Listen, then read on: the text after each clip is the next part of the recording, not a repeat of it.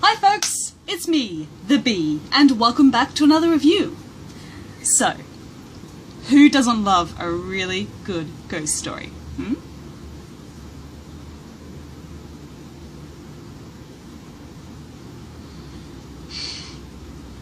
You have no redeeming value. Go away.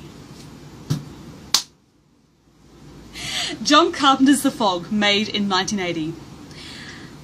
After the global phenomenon of Halloween, people were expecting John Carpenter to once again deliver a pure exercise of terror, dread, and suspense.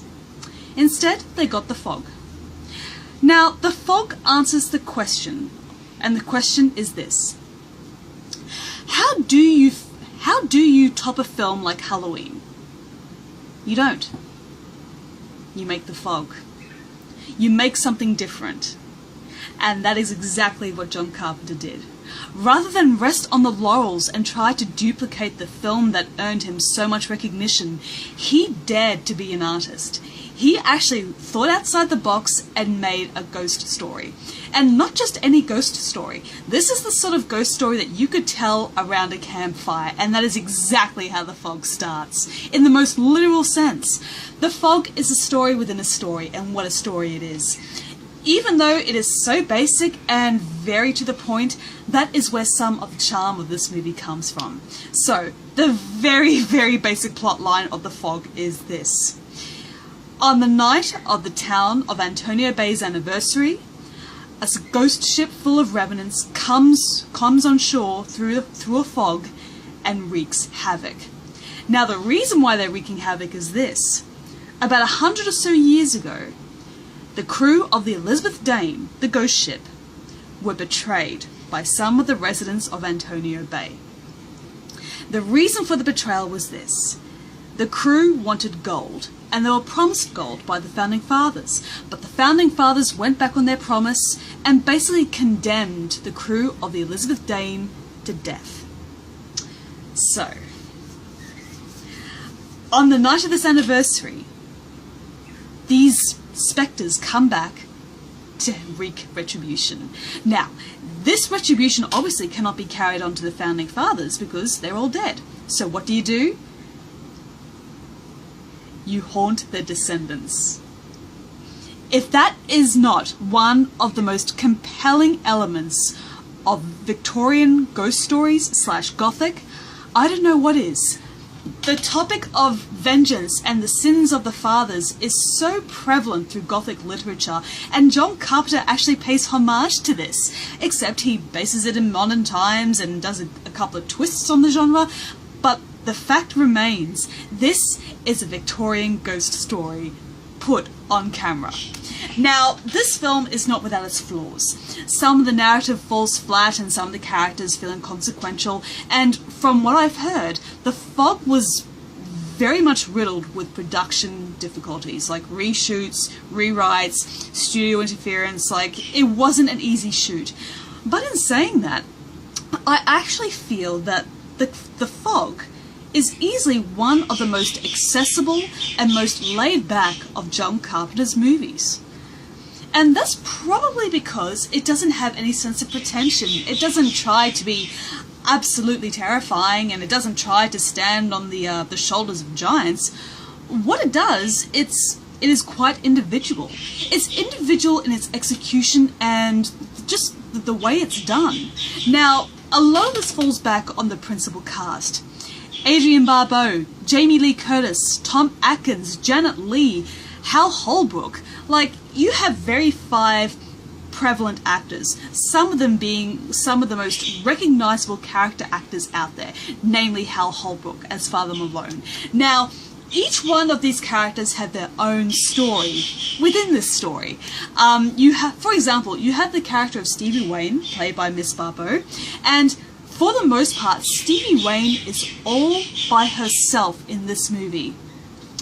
When the demonic fog rolls into town, and as the vengeful ghosts start to, spread their voodoo, she is trapped in this lighthouse, and she acts as basically the Greek chorus.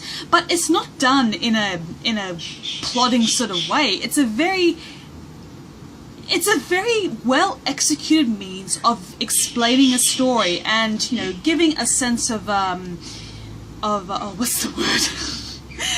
I'm sorry, I'm completely at a loss for words here, but the fact remains that this story takes place through multiple points of view, right?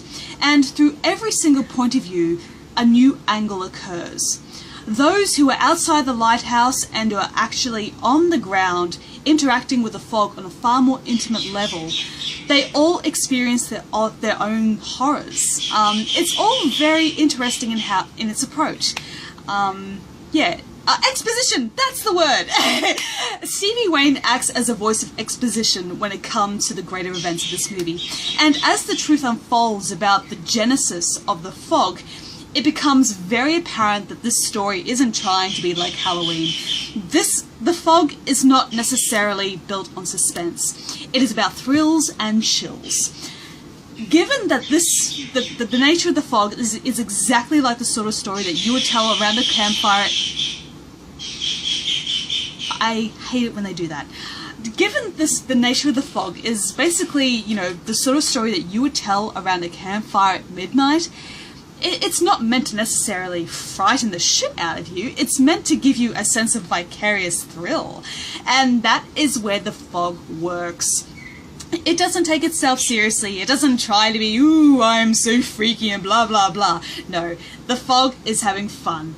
It's having fun with the story, it's having fun with the characters, and it's having fun with you. It's not necessarily a very brutal sort of film. Well, I take that back. There's actually a couple of really brutal kills in this movie, but it's not about bloodshed and drawing sensationalism to the blood and the gore.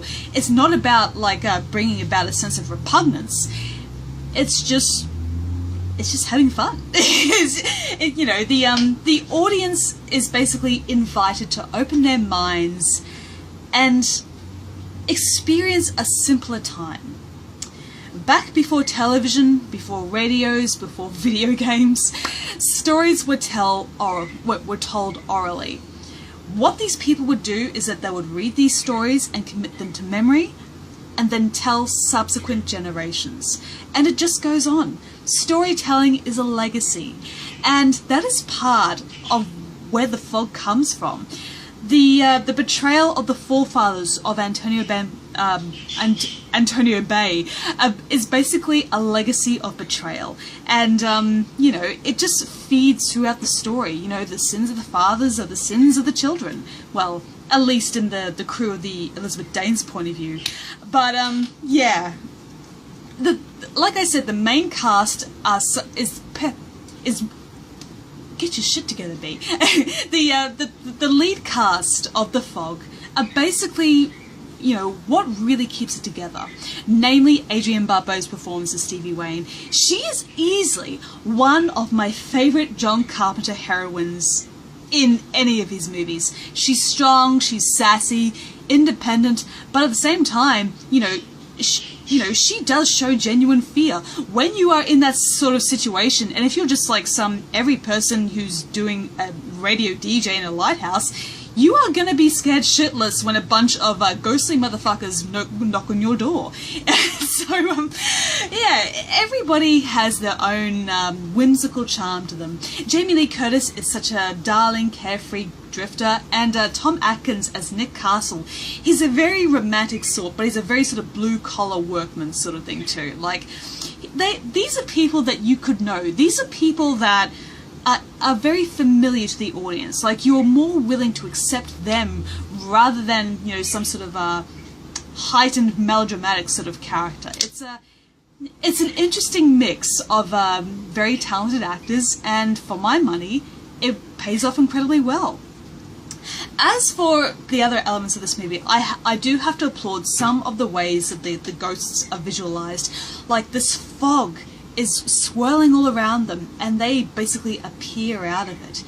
And I love their glowing eyes. Even though people have accused this movie of being schlocky and cheesy, that is the point. Like, it's not trying to horrify you. It's just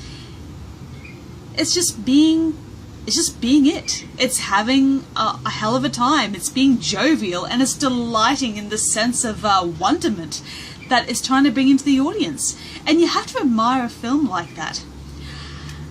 So, I give John Carpenter's The Fog a 3.5 out of 5. Not John Carpenter's finest hour, but arguably the sort of film that you could sit a casual film goer down who has an open mind and expect to enjoy. This is the sort of film that could easily be seen by either a casual film goer or an absolute film buff. And basically, you know, that sense of wonderment and happiness is felt across the board. Now, I know I'm using very hippie terminology, but that's what this film is all about. It's about having a jolly good time. Nothing more, nothing less. So thank you once again for listening to me ramble, and as usual, I shall see you in the next video. Bye bye for now.